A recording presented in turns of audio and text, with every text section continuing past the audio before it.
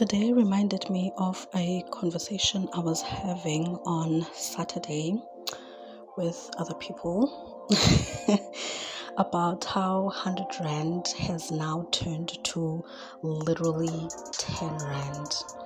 Honestly speaking, the economy has become so shit to the point that it's actually sickening.